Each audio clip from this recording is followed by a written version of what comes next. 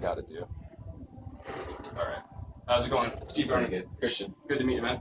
Yeah. So yeah, we're just gonna do an interview for 10 minutes, just so I can interview somebody in the industry and figure out where you came from, basically. So first question, just what attracted you to the fitness industry to begin with?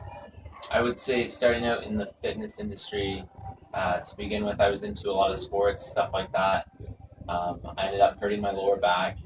But Got more back into the strength training instead of, before I was resting it, so I wasn't really, I just kind of stayed at the same spot. yeah, Once I got more into the strength train, I found it really strengthening around the core, those kind of areas.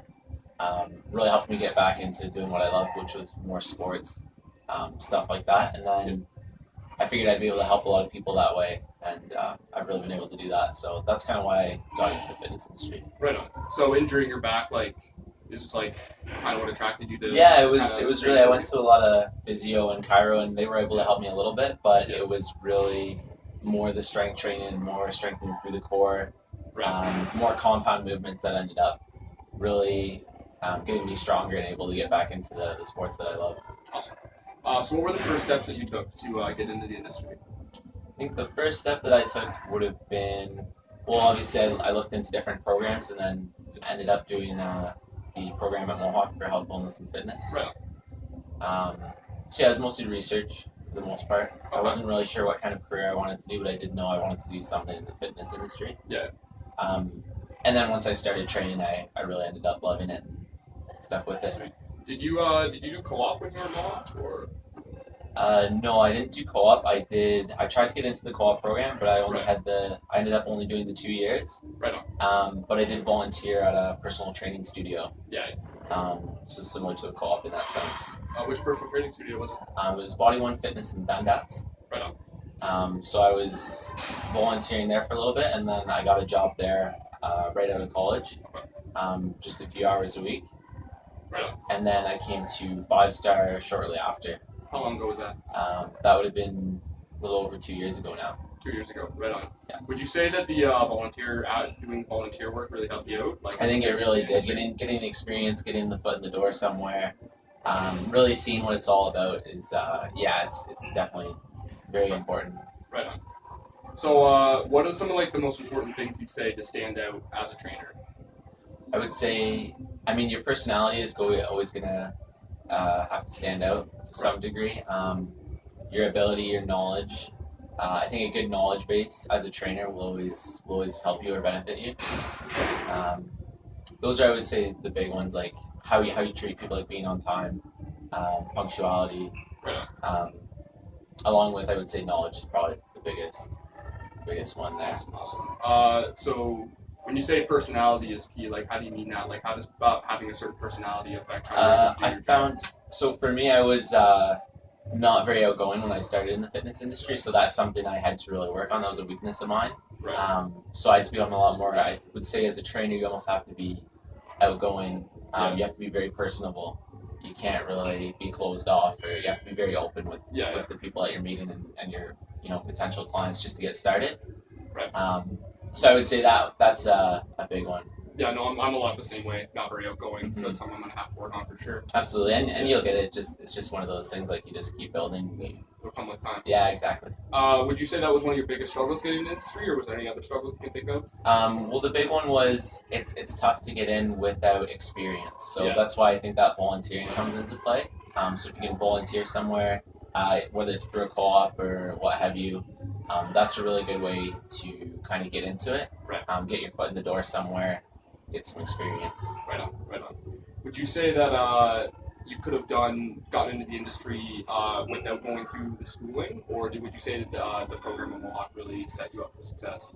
I would say it really set me up for success. I think going into it without that program, I wouldn't have had a lot of the knowledge that allowed me to get start getting the clients I needed, prove to my employers that I was competent on the floor as well. Okay, right on. So yeah, how would you say that you'd say it helps you differ from like a trainer who just definitely that program helps you stand out from like a weekend trainer, of course. Yeah, for sure. The 2 years is very good that they do there. So it definitely helps you stand out if you really apply yourself to a lot of the courses. You'll you'll have the knowledge that you need moving forward for sure. Right. So where do you see yourself going in this industry in the future? Like, do you see yourself sticking around here for a little while, or? I think for now, definitely sticking at 5-star for a bit. Maybe down, like I'm really enjoying it right now, so sticking with it for sure. Just continuing to build a client base. But yeah, I mean, I'm always exploring my options. So looking down the road, maybe osteo, something like that. But for now, training for sure. Right on. So you're one of the lead trainers at this location. Like, how did you like specifically just from the trainers in this gym make yourself stand out to become like that position, get into that position? I think work ethic is always going to be a big one. So I would say I was here, like when I first started, I was here a lot. So it's really how much you're going to apply yourself was a big part of it. So if you're, I mean, as a trainer, like your work ethic is going to be very important, and as in most jobs, right? So I would say that's probably what helped me to really stand out and kind of, be where I am today. Right on, right on. Do you ever see yourself like owning your own business? I think eventually down the road, I think that's a lot of people's dream. But for sure, for me as well, I'd like to eventually own like a studio. Where I'd be able to do training out of. Right on. But that's down the road for sure. But it is something I'd like to do. Do you like have any specific plans set up? Like, have you nothing yet. I think I'm still want to just continue to get experience here. I've been here for a little over 2 years, so I just want to keep building a client base and keep working here. The nice thing about working in a commercial gym like this is you get to pull knowledge from all the different trainers. Right. Whereas once you're on your own, you then really have to go out of your way to kind of research and do a lot of this stuff. So I think getting the experience now is what I'm really focusing on, and just continuing to do that, so that I have the most tools moving forward in terms of acquiring clients, retaining clients. Once I have my own studio. Sweet. How did you deal, like, straight out of school when you started working? How did you kind of deal with the overwhelming factor of, like, I don't know if like you almost felt unprepared for being in the industry, like, without schooling? Like, is there a way that you dealt with that, or?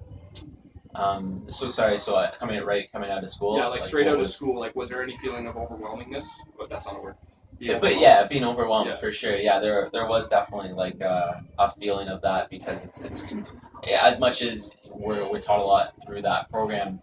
There's still certain things that you're not expecting, or you can't really prepare for, in a sense, that it just takes experience.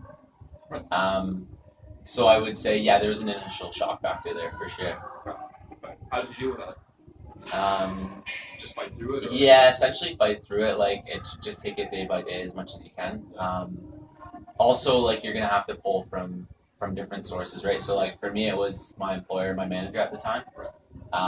He had experience. I just had to continue to really ask questions. It's gonna be a really effective way for you to kind of get through that.